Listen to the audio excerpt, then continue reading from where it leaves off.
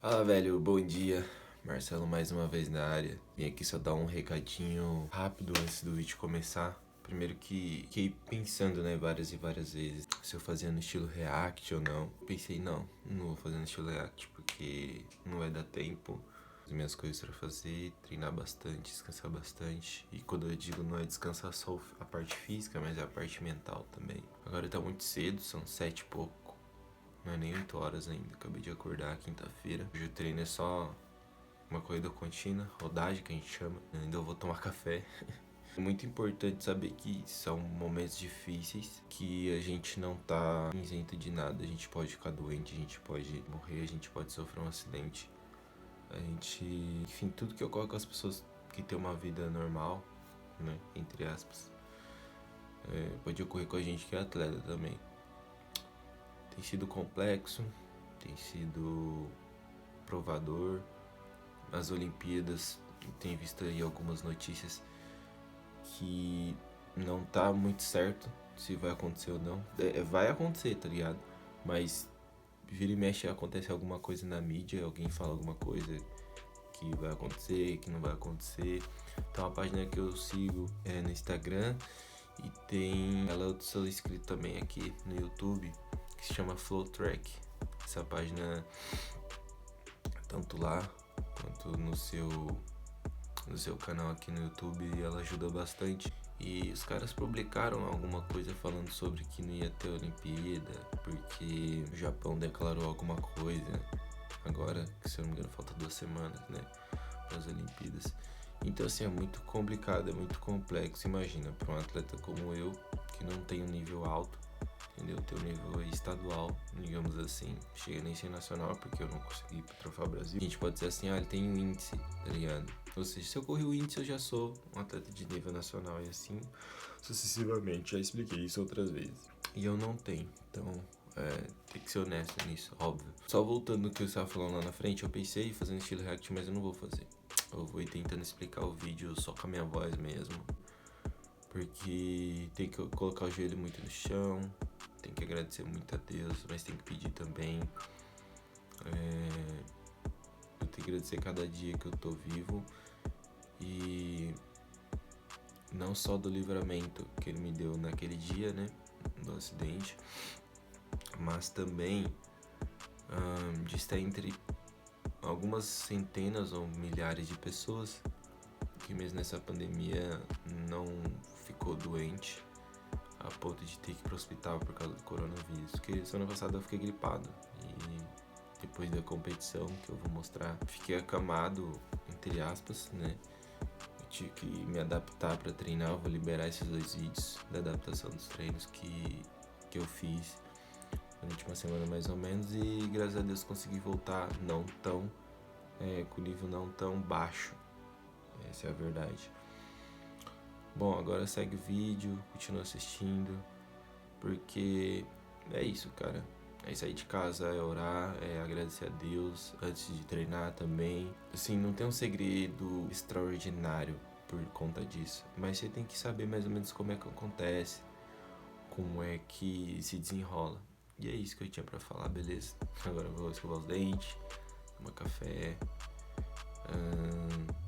e daqui a pouco começar meu alongamento, enfim, começar a ativação muscular para poder fazer o treino de hoje, né?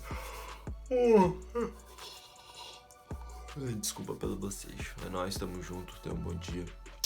Beijo no coração, valeu. Bom dia pra você que tá me assistindo e vendo toda essa trajetória que eu percorri. Não foi fácil, foi bem complexo. Na verdade, adaptar treinos na rua foi uma das coisas que mais me ajudou a evoluir como atleta, como ser humano, em todos os aspectos possíveis. Bom, algumas pessoas, óbvio, não sabem, e a maioria das pessoas não sabe porque eu não cheguei a postar isso no canal, mas eu ia trocar de prova, uma prova parecida com a minha, que é o 400 com barreira. É por isso que você tá vendo eu, entre aspas, né, pulando, que na verdade eu estou fazendo ataque e rebote, como se tivesse barreiras. ali na minha frente. Então eu tinha que imaginar, eu tive que me reinventar totalmente, né? Quando eu estava fazendo isso, como é que eu posso dizer? Me ajudou muito. Me ajudou muito porque eu comecei a entender meu corpo de uma forma totalmente diferente, né? Isso eu acordando às 6 da manhã, todos os dias às 6 horas eu tô levantando pra poder lutar. Mas nos dias que eu estava adaptando o treino na rua, eu não tava acordando esse horário, eu tava acordando mais tarde. E aí, nem todos os treinos, é óbvio, dá pra eu gravar, né, na rua. Até porque podem roubar meu celular. Mas enfim, tudo que eu pude gravar, eu gravei. Esse foi um dos poucos dias que eu consegui gravar. Não dá pra eu gravar tipo um tiro de 400, 300 e deixar o celular lá longe. Vamos pegar. Mas todo dia eu acordo, arrumo minha cama e oro a Deus pra Ele me abençoar. Meu café, eu ainda tenho que falar sobre minha alimentação. É diferente às vezes do que muitas pessoas comem e às vezes não é diferente.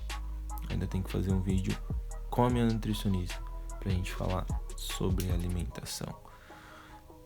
É muito importante falar que alimento para o atleta, ele não é só degustativo, ele é fonte de energia. Para qualquer pessoa ele é fonte de energia, mas para nós assim é uma coisa bem mais intensa, é uma coisa mais delicada, custa mais caro. Então não é simplesmente vou comer bem e pronto. Não, é muito mais do que isso. Comer a coisa correta, ou o alimento correto, melhor dizendo, e ter melhores resultados nos treinos. E quando a gente fala de treino, que é uma coisa que eu vou começar a falar daqui a pouco, as pessoas têm alguns argumentos que é o conhecimento geral que todo mundo tem, que é tenho que treinar. A gente tem que saber o que a gente está treinando, em que nível que a gente está operando, em que intensidade a gente está conseguindo treinar. Não é tão simples quanto parece. Na verdade, eu demorei anos para dominar e entender, principalmente entender como as pessoas entendem, entender que o que eu entendo é totalmente diferente do que a maioria das pessoas entende e ter, digamos assim, uma forma de conversar onde as pessoas não se sintam anuladas, não se sintam menos e não se sintam não entendedores da situação, porque é muito chato quando você vai conversar com uma pessoa que você não entende nada. Eu fiz uma amizade na faculdade, o cara chegou e falou assim, mano, você tem que ser uma pessoa tipo capaz de explicar até pra uma criança essas coisas que a gente tá aprendendo aqui na faculdade. E eu concordei com ele, número, gênero e grau. Nesse momento agora você viu todo o meu caminhar, desde casa até o centro de treinamento, né? Tô fazendo ativação muscular agora, daqui a pouco eu vou fazer a corridinha ou enfim, já vou definir logo, existem vários tipos de aquecimento, né? Aí eu já passei para a parte da liberação miofascial, que é quando a gente pega um halter, a gente pega um rolinho, a gente pega alguma coisa e aí a gente começa a aplicar força em cima da parte muscular onde está, como é que eu posso dizer assim, a gente chama de preso, mas está muito contraído. Você sente aquele incômodo muscular como se tivesse uma bolinha, um nódulo, alguma coisa assim. Nosso aquecimento ele pode acontecer de diversas formas, diversos jeitos. A gente pode correr 100 por 100 metros. Como que é isso, Marcelo? São 4 voltas na pista, onde você corre 100 mais rápido e anda 100. Pode ser 300. Ou seja, a gente faz, entre aspas, tiros de 300 metros. Não tem um tempo, não tem uma intensidade, é só para crescer, entendeu? É mais rápido do que um trote. Ou seja, aquela corridinha que acaba sendo um pouco mais rápido do que uma caminhada, mas não é tão rápida. Então a gente faz de uma maneira um pouco mais forte e ajuda bastante a aquecer, tá? E parte do aquecimento é o que você tá vendo, o alongamento. O alongamento para nós ele vem antes, né, dessa parte da corridinha, seja ela mais forte ou mais fraca, e depois. Os alongamentos, eles são o dinâmico, que é o ativo, que é isso que você tá vendo que eu tô andando, tô fazendo movimento, ou seja, não tô parado, e tem o estático, que é aquele que eu tava fazendo antes, ou seja, eu tava sentado e tava alongando. Esses alongamentos, eles têm formas diferentes de ser feito, nosso treinador já falou, às vezes a gente peca bastante nisso. Mas quando você começa o alongamento dinâmico, você já não pode fazer mais o outro alongamento. Por quê? Porque eles são estímulos diferentes para o nosso corpo. E quando a gente vai começar a treinar, a gente vai começar a usar o nosso corpo de forma diferente. E qual é essa forma diferente, Marcelo? Simples. Se eu vou fazer tiro, eu vou usar o meu corpo em movimentos muito rápidos.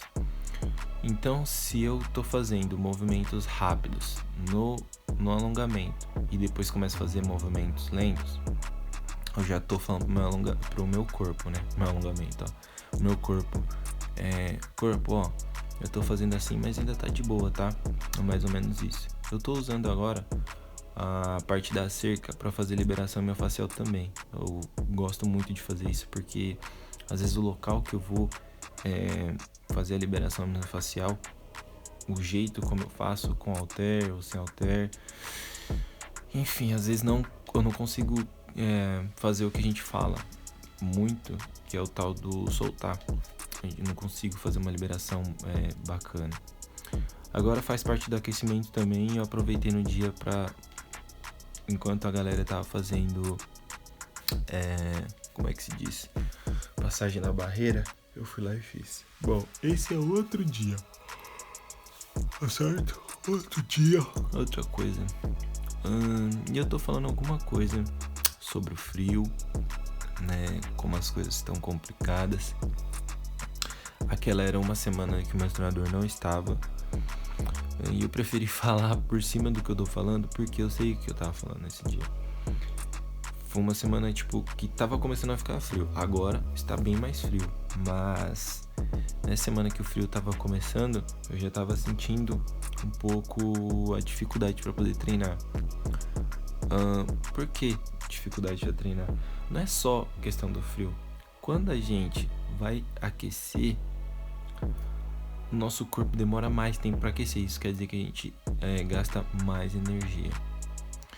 Gastando mais energia, a gente vai se desgastar mais no treino. Aí você poderia falar assim: pô, Marcelo, então vamos treinar no treino, ó, no frio sempre. Não é bem assim que acontece.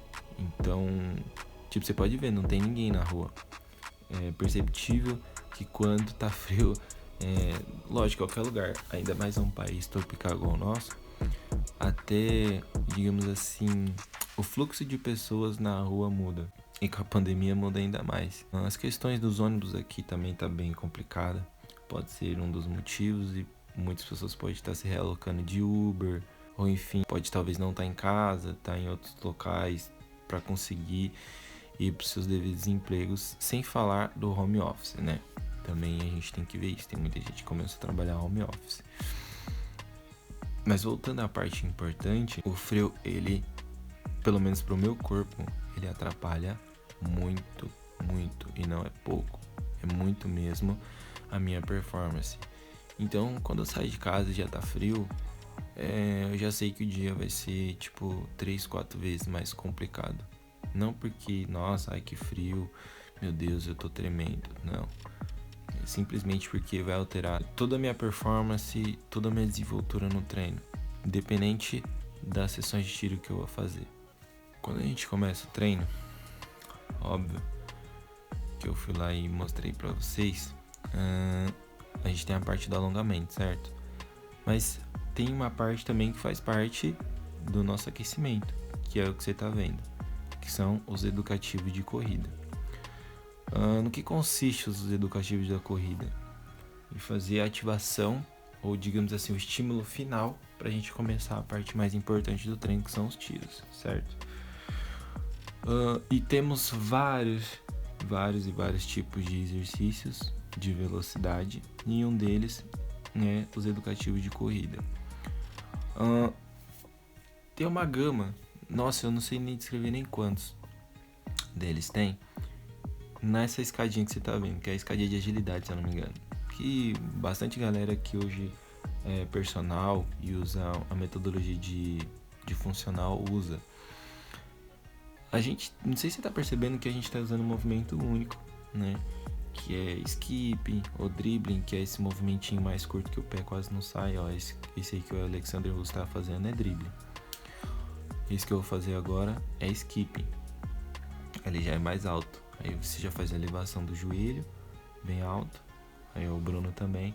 Mas o toque no solo é o mais rápido possível. Ou seja, não pode ficar só subindo e tal, não sei o que. Esse dia foi um dia muito importante e eu queria muito mostrar. Porque foi um dia que eu fiz algumas sessões de fotos e fiz algumas gravações com o drone, que foi aí que você viu a intro do meu canal. Foi daí que veio, entendeu? E isso eu já tinha feito os tiros.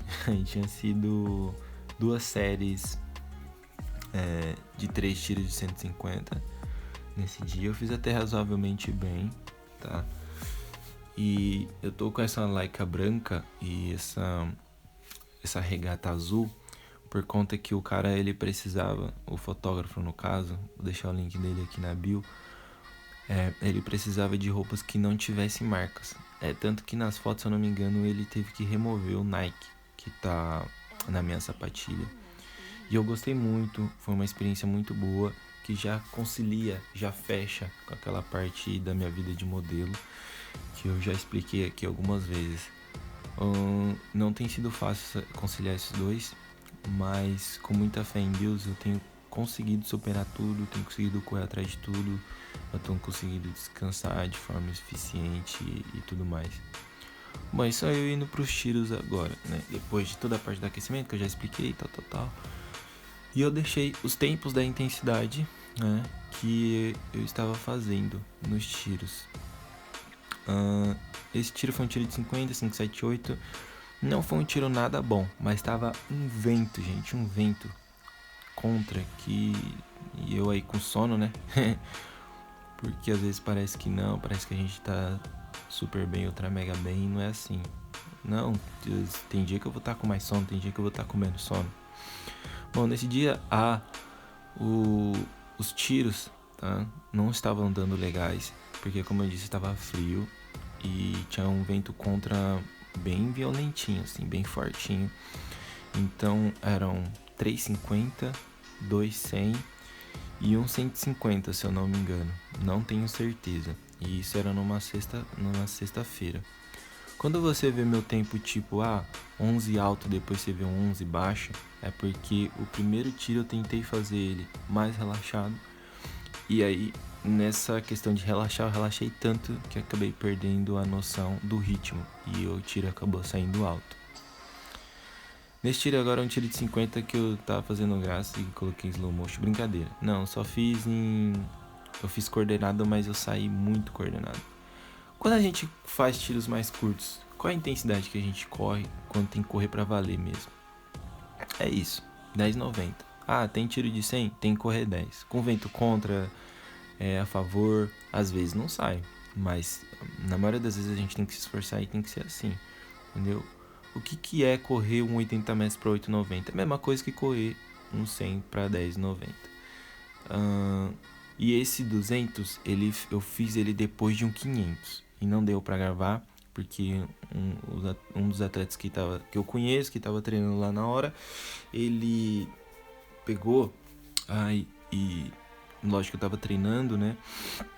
Então não teve como eu pedir pra ele e tal. Assim, foi um tiro bom, apesar de depois de um 500. E eu fiquei muito feliz por esse tiro, mas pode ser cada vez melhor. Esse tiro também, se eu não me engano, é outro de 100. Eu já tava vindo uma semana constante. Qualquer tiro que eu corria de 100, fazia um pouquinho de força, dava 10. E a sequência de tiro eu falo no final, falo depois. E os 50 também, tava ficando bem rápido, na casa 558.